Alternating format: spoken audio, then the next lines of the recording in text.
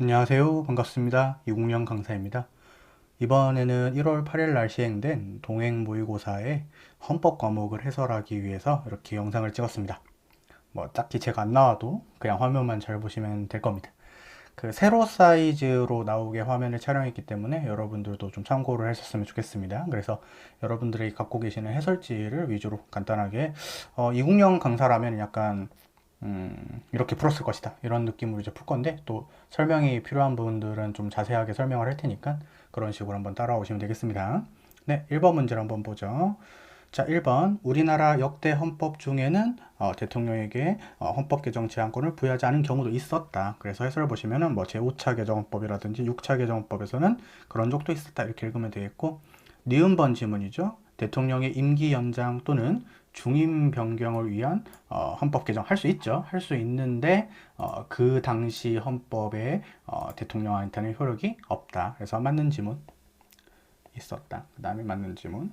그 다음에 디귿번 국회는 헌법 개정안이 공고된 날 여기가 이제 출제 포인트가 하나 되겠고 60일 이내 여기도 출제 포인트고 제적의원 3분의 2 이상 찬성 여기도 출제 포인트죠. 근데 여기가 좀 숨어 있었네요. 무기명 투표는 아니죠. 그래서 여러 가지 우리가 다 외울 필요 없이 국회에서 무기명 투표를 하는 게 헌법 개정안이다 하면 틀리죠. 왜냐하면 헌법 개정안만큼은 반드시 정치적 책임을 물려야 되기 때문에 기명 투표를 한다. 그래서 틀린 지문입니다.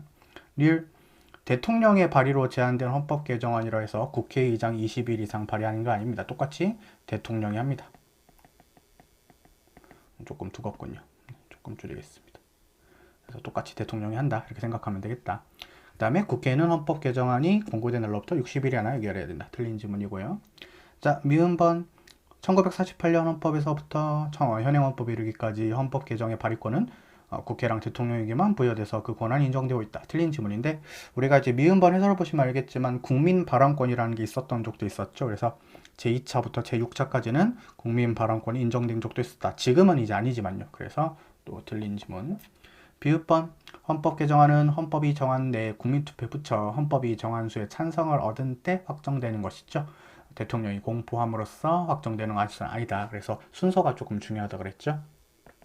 국민투표에서 찬성이 있게 되면은 확정이 되는 거고 요거를 공포하는 단계라 그랬죠. 이게 맞고 그다음에 국민투표 찬성을 했을 때 대통령이 공포한다고 해서 확정이 되는 절차는 아닌 것이다. 이렇게 여러분들이 아는 것이죠. 맞는 지문이고 15번 지문이 이제 옛날에 법원직에서 나왔던 지문인데요. 우리가 헌법 개정안에 대해서 국민투표에 대해서 효력이 이의가 있을 수가 있어요. 투표인 10만 명 맞는데 우리가 중앙선거관리위원회 이의를 제기하는 절차가 아니라 중앙선거관리위원회 위원장을 피고로 해서 대법원에 소송을 거는 문제이죠. 그래서 이렇게 틀린 지문이 되겠다.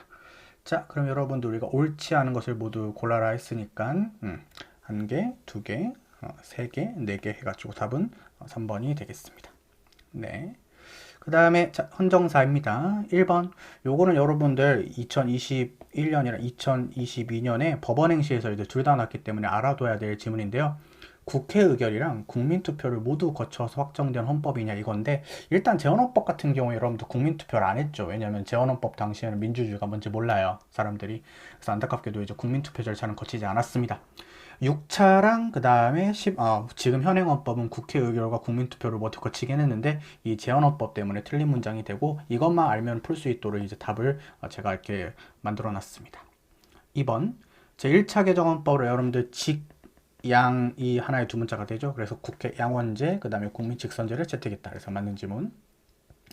자, 그 다음에 3번 지문의 제2차 개정헌법이죠. 그래서 여러분들 알고 있을지 모르겠지만 초자, 개, 발, 중, 국 뭐 이런 두 문자가 있었다. 그래서 초대 대통령에 대해서는 삼선 제한을 절폐했다. 그 다음에 자유시장 경제질서 맞죠?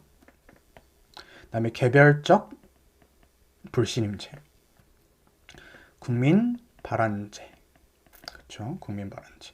그다음에 중대 사항에 대해서 국민 투표를 했었는데 글씨가 조금 이상해도 이해해 주세요, 여러분들. 너무 가생이라서 이게 중대 사항입니다. 주권의 제약이나 영토 변경에서 이게 중요한 사항에 대해서 국민 투표를 하겠다. 이거랑 비교되는 게 그 헌법 개정을 위한 국민투표 같은 경우에는 제5차 때부터 시행이 되었었죠. 그쵸?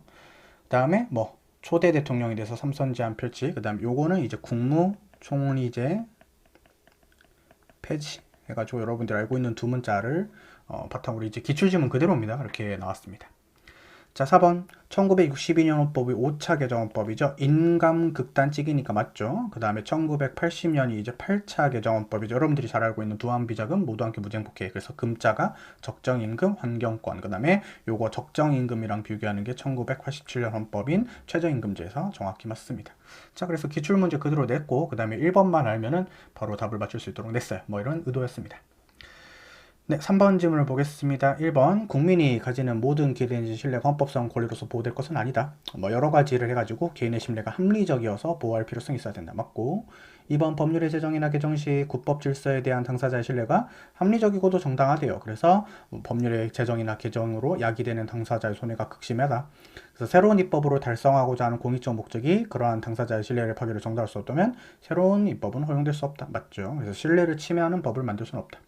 네, 여러분들 조세법 같은 경우에는 자주 바뀌죠. 신축적으로 변할 수밖에 없다. 그래서 납세 의무자로서는 국법 질서에 의거한 신뢰를 바탕으로 적극적으로 새로운 법률 관계를 형성했다는 제한에 특별한 사정이 없는 한 원칙적으로 세율 등 현재 세법이 변화 없이 유지되리라고 기대한다고 신뢰할 수는 없다. 맞는 질문. 자, 4번. 자, 여러분들 우리가 일정 방향으로 유인된 신뢰는 신뢰 가치가 높아지죠. 근데 이제 무조건은 아니에요. 이래가지고 국가가 적극적으로 꼬셨어. 유인해가지고 너 이 사업해라 이런 식으로 꼬셨는데 한 2년만 하고 말자 이렇게 하면은 우리가 예측 가능성이 생기게 되죠. 아, 2년 후에는 내가 더 이상 돈을 많이 벌 수 없을 수도 있겠구나. 이렇게 되는 경우에는 신뢰가 다시 여러분들 항상 보호되는 것은 아닙니다. 그래서 이제 변형된 지문이기 때문에 답은 이제 4번이 되시겠다. 그렇죠? 자, 법률 여부 원칙. 자, 국민이 기본권 실현과 관련된 영역 중에 본질적인 사항은 반드시 어디에 규정해야 돼요? 반드시 법률로서 규정을 해야 되죠. 근데 행정입법에 위임하면은 법률 원칙에 위배가 된다. 해서 틀린 지문이고요. 자, 3번부터 볼게요. 입법자가 형식적 법률로 스스로 결정해야 되는 사항, 이게 본질적인 사항이 뭔지는 일률적으로 확정될 수가 없겠죠. 상황에 따라서 다르겠죠. 형사법도 다를 거고 민사법도 다를 거고 그럴 거란 말이에요. 그래서 틀렸고, 자, 2번 질문 조금 밑에 필기를 해볼게요, 여러분들. 자, 이 해설부터 한번 보겠습니다. 자, 일단 우리가 법치주의는 행정작용에 국회가 제정한 형식적 법률의 근거가 요청된다는 법률유보를 핵심적 내용으로 하고 있는데, 법률유보 원칙이 좀 큰 원칙이 이렇게 큰 원칙이고, 법률유보 그 다음에 국민과 관련된 내용을 행정부 같은데 이제 할 때 우리가 이제 행정부는 여러분들 그 소속 공무원 중에 국민이 뽑는 행정부 소속 공무원은 대통령밖에 없어요. 그래서 생각보다 여러분들 국민의 대표성이 대통령을 제외하고는 좀 낮습니다. 장관 이런 것들은 다 대통령의 임명이죠.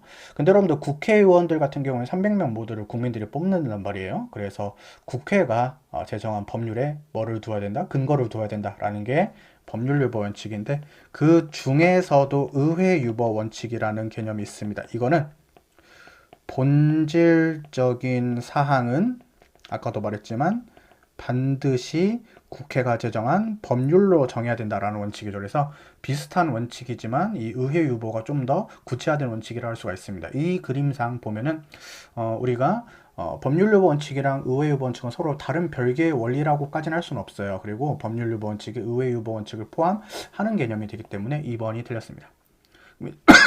아유, 죄송합니다. 답은 4번이 될 텐데, 그 법치주의의 한 내용인 법률 원칙은 국민의 기본권 실현이 관련된 영역에 있어서 국가 행정권 행사에 관해서 적용되는 것이지 기본권 구별과 관련이 없는 경우까지 준수되도록 요청되는 것은 아니다. 뭐 이렇게 해가지고 4번이 맞습니다. 그런 거 골라야 되니까. 네, 문제 5번 보겠습니다. 자, 현행헌법에 이제 규정되어 있는 건데, 저는 이제 보통 어떻게 이런 문제를 푸냐면은 그 현행헌법 전반에 규정 안 돼 있는 걸 이제 주로 나오는 내용이 있으니까 그거부터 좀 제껴볼 건데, 여러분들 헌법에는 우리 대한민국이라고 돼 있어요. 우리 대한국민이라고 돼 있어요. 우리 대한국민이 이게 이제 주어예요. 이게 개정한다 이렇게 돼 있어요. 이게 verb 서술어예요. 그래서 우리 대한민국이라고는 안 돼 있어요. 나머지는 몰라도 돼요. 그래서 틀렸고, 그 다음에 이렇게 규정되어 있다. 여러분들 이번에 5.18 규정 안 돼 있어요. 뭐까지만 규정되냐면 3.1 운동이랑 그 다음에 4.19까지만 규정이 돼 있어요. 그다음에 자유민주적 기본질서나 혹은 평화적 통일의 사명은 우리가 규정될 수도 있지만 이거 보고 이제 풀면 되는 거예요. 요거는 규정이 됐지만 요거는 규정이 안 돼 있다. 3번은 전체적으로 다 규정이 돼 있어요. 특히 대한민국 임시정부 법통 계승은 이 현행 헌법에서 현행 헌법에서 추가가 됐다는 것을 잊지 말아야 돼요. 그 다음에 8차에 걸쳐 개정된 헌법 이건 존재해요. 그래서 8차에 걸쳐 개정된 헌법을 한 번 더 개정하니까 지금은 이제 9차 개정 헌법이 되는 거예요. 그 다음에 개인의 존엄과 양성의 평등은 헌법제 그 36조에 규정이 되어 있습니다. 헌법제 36조에 따로 규정이 되어 있고 이게 시험에서 많이 나와요. 여러분들 전통문화의 개성 발전이 헌법제 9조에 따로 규정이 되어 있습니다. 그래서 요거 보고 푸는 거예요. 그래서 출제위원님들의 이거 이제 원래 이제 다른 문제 기출 문제인데 출제위원님들의 의도가 있다. 그래서 여러분들 곱게 풀면 되겠습니다. 그래서 3번이 답이다. 자, 영토와 통일 조항이네요. 이거는 어쩐지 네. 우리 헌법이 대한민국의 영토는 한반도와 부속도로 한다라고 영토 조항을 두고 있는데 북한 지역은 당연히 대한민국 영토가 되죠. 근데 여러분들 이게 어른의 사정이 있을 수 있다 그랬죠. 그래서 북한 지역을 외국에 준하는 지역으로 볼 수도 있다 그랬고 북한의 주민이나 법인 등을 외국인에 준하는 자로 볼 수도 있다 그랬죠. 바로 외국환 거래법 뭐 이런 법에서는 특수하게 이제 문제를 해결하기 위해 북한 지역을 외국에 준하는 지역으로 혹은 외국인에 준하는 지위로 볼 수도 있다 그랬어요. 그래서 1번부터 틀린 지문이죠. 1번이 답일 거고 2번 자 여러분들 우리가 영토 조항을 독자적으로 헌법소원을 청구할 수 없죠. 왜냐면 우리가 헌법에 명시된 기본권 같은 경우에는 헌법제 10조부터 헌법제 36조까지인데 영토 조항은 기본권 조항이라고 하기엔 헌법제 3조에 규정이 됐단 말이에요. 여기 포함이 안 돼 있어. 그래서 얘는 그 자체로는 기본권이 아니에요. 아닌데 이것으로부터 뭐를 도출 수 있다? 영토권이라는 것을 도출시킬 수 있다 그랬죠. 그래서 우리가 영토에 관한 권리를 이를테면 영토권이라고 구성해서 도출시켜서 하는 것은 가능하다. 맞고 우리 북한은 이중적 성격을 가지고 있어요. 대화협력의 동반자이기도 하고 반국가단체이기도 하고 싶고 4번 여러분들 헌법은 대통령에게 조국의 평화적 통일을 위한 성실한 의무를 규정하고 있는데 이로부터 기본권이 도출된다고 볼 수는 없어요. 왜냐면은 이게 현실적인 문제인데 통일에 대한 기본권을 인정해버리면 헌법적으로 이제 국가가 의무가 생기는데 우리가 국민이 통일을 시켜달라고 해가지고 현실적으로 우리가 북한이랑 바로 통일할 수 있는 상황은 아니잖아요. 그래서 이렇게 국가기관에 대해서 통일과 관련된 구체적인 행위를 요구하거나 일정한 행위를 알 수 있는 권리가 보충된다고 볼 수는 없다. 그래서 1번이 바로 답이었죠. 네, 7번 문제 1번 쉽죠? 인간의 존엄 가치는 행복 추구 이런 같이 인간의 권리로 볼 수 있는 경우는 외국인도 주체가 될 수가 있다. 맞고 입국의 자유는 여러분들 외국인에게 인정 안 되죠. 그렇죠? 왜냐하면 우리나라의 주권 사항이기 때문에 외국인이 자유롭게 우리나라에 들어올 수 있으면 좀 문제가 있다. 그래서 헌법 손실판을 청구하는 거 허용되지 않는다. 맞고 자 정당은 여러분들 우리가 중개적 기관이긴 맞지만 기본적으로는 사적 결사체입니다. 그러니까 성질상 재판 청구권이나 평등권, 재산권 등의 주체가 될 수 있죠. 3번이 틀렸고 4번 국가나 국가기관, 국가조직 일부는 공법을 원칙 물어봤죠. 원칙으로는 헌법소원시판 청구할 수 없다. 그래서 3번이 답이 되겠습니다. 8번 많이들 틀렸을 건데 열심히 외운 점 한번 봅시다. 기억번 자 다위헌 판례 여러분들 다위헌 판례인데 일단 키워드는 따볼게요 여러분들. 제가 요걸 해가지고 옆에 앉지 말고 후방 착석을 요구하는 이거 목적의 정당성의 원칙이 위배가 되죠. 그 다음에 니은 판례도 이제 최신 판례이긴 한데요. 다 중요한 판례 여러분들 다 중요한 판례인데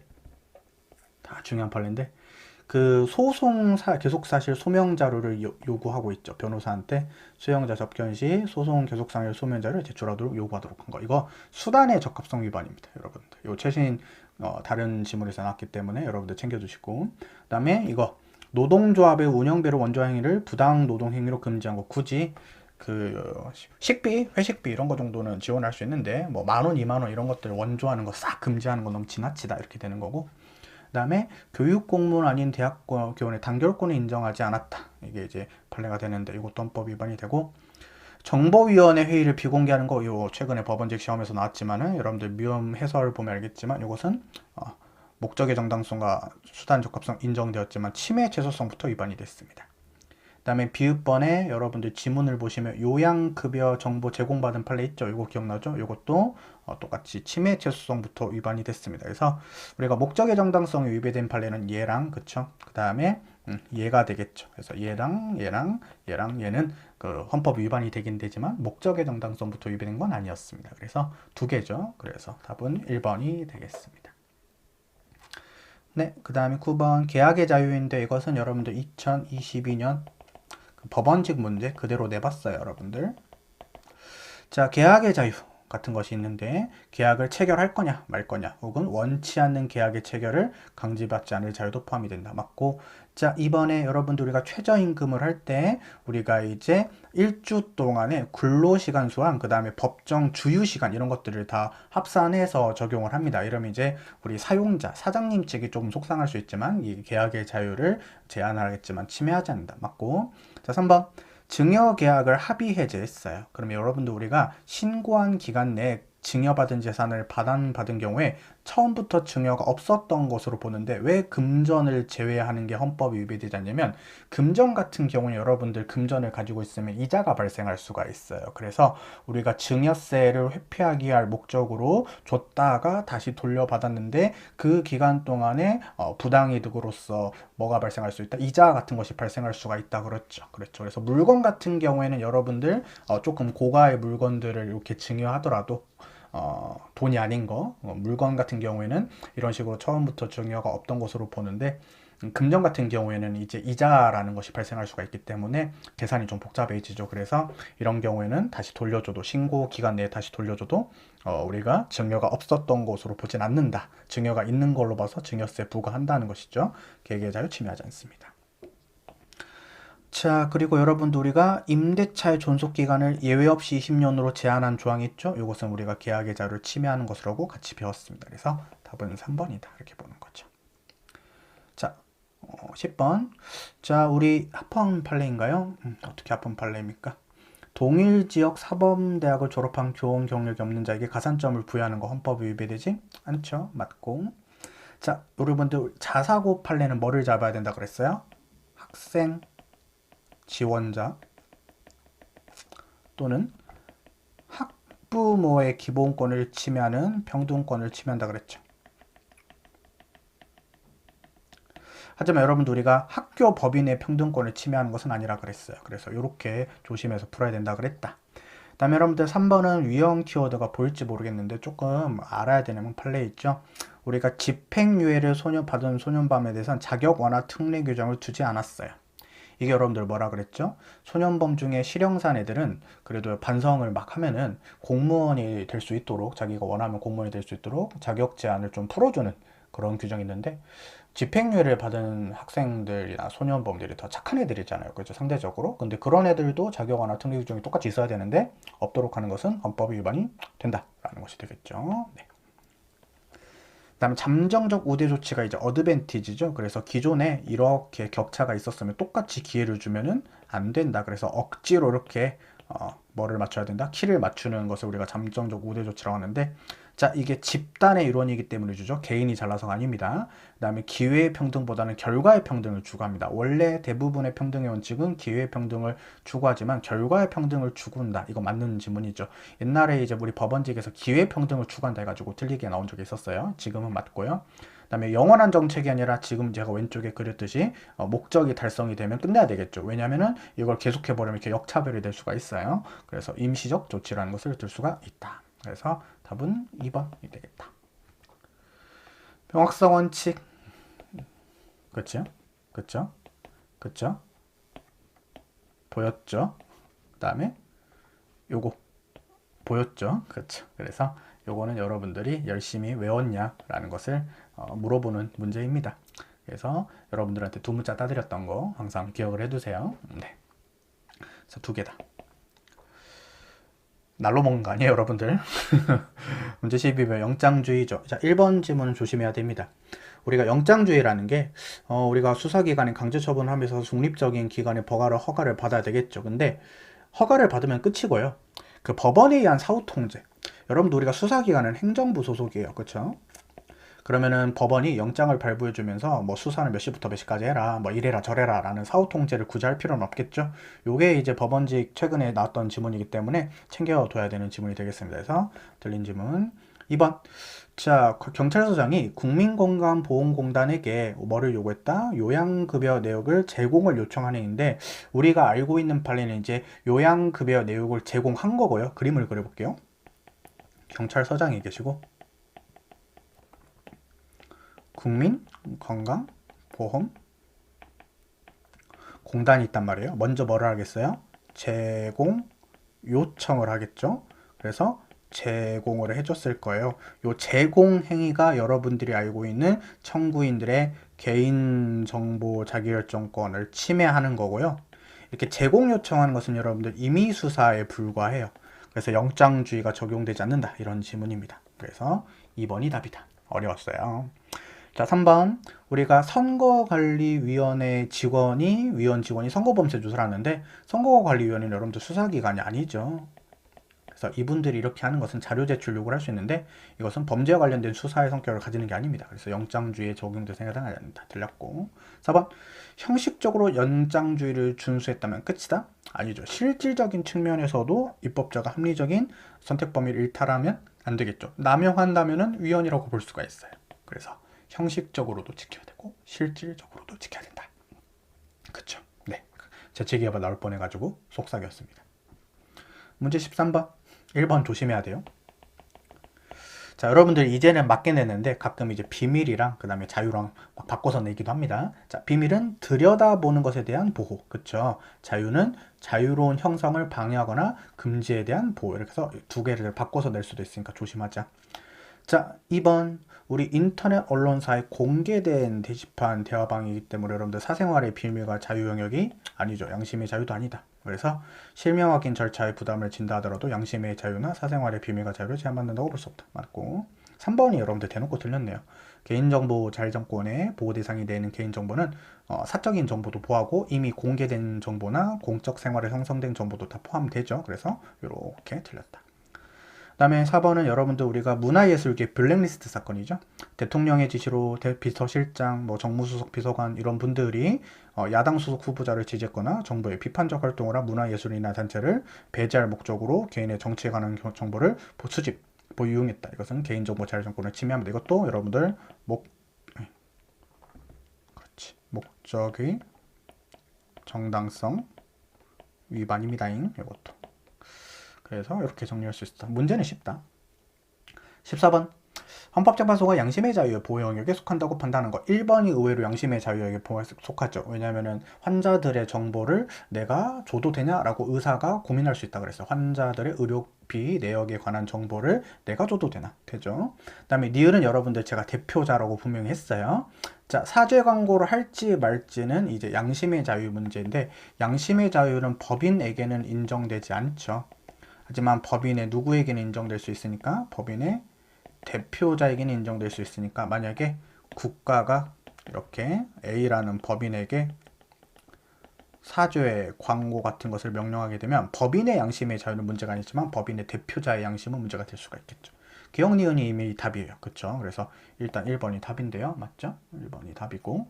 자, 여러분들 우리가 지문을 찍을까 말까라는 것은 진지한 윤리적 결정은 상관없어요. 틀리고 4번은 리을번은 맨날 나오는 건데, 이 법 위반 사실의 공표 명령은 팩트의 문제에 불과하기 때문에 양심의 영역에 아니다. 윤리적인 진지한 결정이 아니다. 그래서 답은 1번이 되겠습니다. 문제 쉽죠?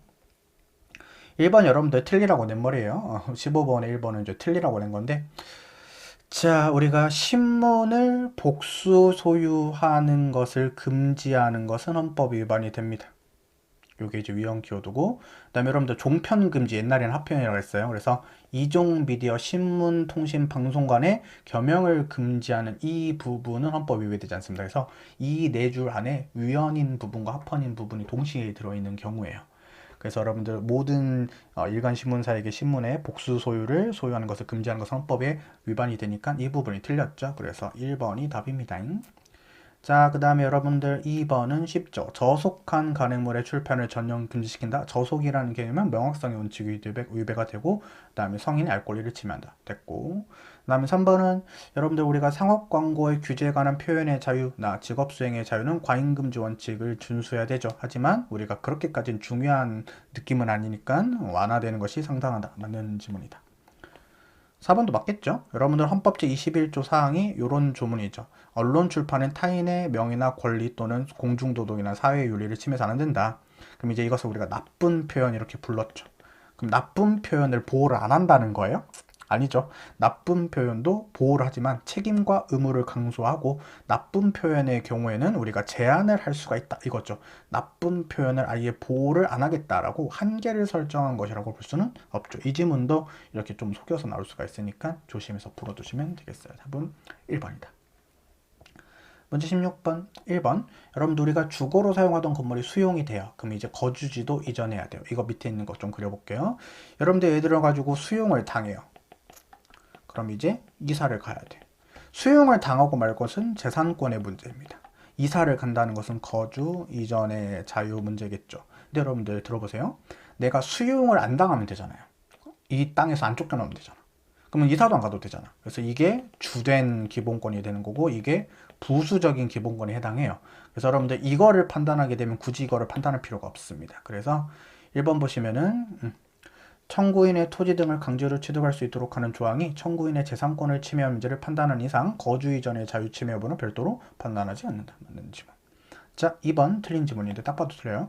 국적을 가지고 이를 변경할 수 있는 권리. 이거 그냥 거주 이전의 자유 포함이 됩니다. 14조에 포함이 됩니다. 14조에 포함이 되는 거고 그 다음에 헌법 제10조로부터 포함되는 거 아닙니다. 여러분들 이미 특별한 기본권으로 포함이 되기 때문에 굳이 10조가 아니에요. 그래서 거주 이전의 자유에 포함이 되는 것입니다. 그래서 와장창 틀렸다. 3번 기간에 제한 없이 귀화 허가를 취소할 수 있죠. 이건 합헌 키워드를 그어보겠습니다. 제가 아직 굿노트에 적응이 안 됐는데 이렇게 돼 있죠. 기간에 제한 없이 귀화 허가를 취소할 수 있다. 이유가 있어요. 이유. 왜냐면은 이 사람은 거짓이나 부정한 방법으로 국적을 취득했기 때문에 이 요건에 걸리는 겁니다. 그럼 언제든지 여러분들 쫓겨나야 되겠죠. 헌법 위배되지 않는다. 그 다음에 여러분들 체류 자격 변경하고가 뭐냐 어렵지 않습니다. 비자 변경이에요. 비자. 이 비자 변경 여러분들 뭐 근로 비자가 있고요. 그 다음에 뭐 외교관 비자가 있고, 그 다음에 뭐 여행 비자가 있고, 그 다음에 뭐 결혼 비자 있고 그래요. 그래서 여러분들 우리가 여행 비자로 왔는데 여기가 살기가 너무 좋아. 그래서 근로 비자로 막 바꾸고 싶어. 근데 그런 거는 여러분들 우리가 외국인이 우리나라에서 이제 사는 문제이기 때문에 허가, 재량권을 가지게 됩니다. 그래서 우리가 체류 자격 변경하고는 재량권을 가지게 된다. 비슷한 게 뭐가 있냐면은 귀화 허가의 경우에도 재량권을 가진다. 이런 말이 있었어요. 답은 2번이다. 문제 17번 열심히 외웠습니까? 국민건강보험수급권은 재산권성이 인정이 되죠. 의료, 급여 수급권이 재산권성이 인정이 안 된다. 조심해라 그랬습니다. 우편물의 지연 배달에 따른 손해배상 청구가 인정이 되고 국가에 대한 보상 구상권도 인정이 되고 정당한 지목으로 바꿔서 토지 소유자가 이루게 된 이익 다 인정이 됩니다. 그래서 일부러 이렇게 냈어요. 밑에 있는 4개는 안 돼요. 강제집행권은 내 재산권이라고 볼 수가 없는 게 나에게 처분권이 없습니다. 왜냐하면 국가가 여러분들 강제집행을 해주는 거지 나에게 처분권이 있다고 볼 수가 없어요. 그래서 강제집행권은 인정되지 않고 교원의 정년단축으로 기존 교원이 입는 경제적 불이익 같은 경우에도 재산권성 인정이 안 되죠. 왜냐하면 정년이 그대로 인정이 됐어도 확실하게 그 기간 동안 근무를 할 것이라는 게 확정된 건 아니다 이거였죠. 그 다음에 사망일시금 같은 경우에는 우리가 제3자에게 어떤 사람이 이제 돌아가셨을 때 유족이 없었을 때 장례라도 치러줘라 이런 식으로 이제 주는 돈이기 때문에 그 사람이 그 돈에 대해서 기여한 바가 전혀 없죠. 그래서 재산권성 인정이 안 되고 이동전화번호 여러분들이 받고 있는 핸드폰 번호 여러분들 거 아니라 그랬습니다. 국가가 빌려주는 거라 그랬어요. 그래서 일부러 이렇게 냈습니다. 그래서 답은 3번. 문제 18번. 자, 여러분들 헌법 50조 1항의 국회 의사공개 원칙은 본회의뿐만 아니라 위원회 회의도 적용된다. 2번 최신 판례이고 그렇죠. 정보위원회 회의는 옛날에는 비공개가 원칙이었지만 헌법 위반이 된다. 그래서 정보위원회 회의는 공개하지 않도록 하고 있는 조항은 헌법 위반이 됩니다. 그래서 틀렸다. 3번 국회회의는 이 부분 중요하죠. 출석의원 과반수를 가끔 뭘로 바꿔서 내더라? 재적의원 과반수라고 바꿔서 내는데 틀려. 그래서 출석의원 과반수에 찬성이 있거나 의장이 국가 안전보장을 위해서 필요하다고 인정할 때는 공개하지 않을 수도 있다. 맞고 4번 국정조사랑 국정감사랑 다 공개가 원칙이에요. 근데 의결이 있으면 달리 정할 수도 있다. 그래서 답은 2번. 네, 문제 19번 보겠습니다. 자, 여러분들 우리가 지방자치법상의 조례제정 개표 청구권은 법률상 인정되는 권리에 불과하죠. 그래서 헌법소원 시판할 수가 없다. 맞는 지문. 주민투표권 법률상의 권리에 부과한 거 맞아요. 근데 여러분들 요거 기억나야 돼요. 국가가 A라는 사람들한테 A라는 사람이 이제 제 내국민입니다. 안 된다. 또 안 된다. 또 안 된다. 그렇지. 그렇지. 됐지. 제 내국민입니다. B라는 사람이 이제 제 외국민이에요. 이런 사람들한테 주민투표권을 줬어요. 아까도 말했지만 주민투표권은 법률상 권리예요. 자, A라는 사람은 잃은 게 없기 때문에 헌법재판소에 헌법소원심판 청구할 수 없습니다. 잃은 게 없으니까. 자, B라는 사람은 여러분들 이 경우에는 제3자죠. 원래 제3자 같은 경우에 여러분들 헌법소원심판 청구할 수 없지만, 자, 나는 기억나요? 나는 왜 안 줘? 이런 식으로 청구할 수 있죠. 그래서 여러분들 평등권의 침해를 이유로 주장할 수 있다. 대신 주민투표권을 달라라고 주장할 수는 없어요. 주민투표권 침해는 주장하면 안 되는 게 이건 헌법상 기본권이 아니잖아요. 그래서 평등권이라는 기본권 침해로는 주장할 수 있다라는 거예요. 그래서 우리가 주민등록이 인정되는 자연에서 주민투표권 인정함으로써 결과적으로 주민등록 할 수 없는 제외국민 주민을 다르게 취급한 경우에는 평등권 심사의 대상은 된다. 그렇죠? 3번 기본권 침해의 발생이 확실히 예측된대요. 그럼 이제 예외적으로 현재성을 인정하는 판례도 있었죠. 맞는 지문. 자, 4번이 틀린 지문인데 잘 보세요. 이것도 이제 조금 오른쪽에 있는 걸 빌릴게요. 우리가 보통 이제 법률 있죠. 법률이 만들어지면 갑이라는 사람한테 아직 좀 멀어요. 그래서 집행 행위를 보통 매개체로 해가지고 이렇게 국민에게 영향을 미치게 되는데 이 집행행위가 보통의 경우에는 행정부에서 하는 행정행위지만 뭐일 수도 있다 그랬어요. 예외적으로 입법행위일 수도 있다 그랬죠. 예를 들어가지고 대통령령이 있을 수도 있다 그랬어.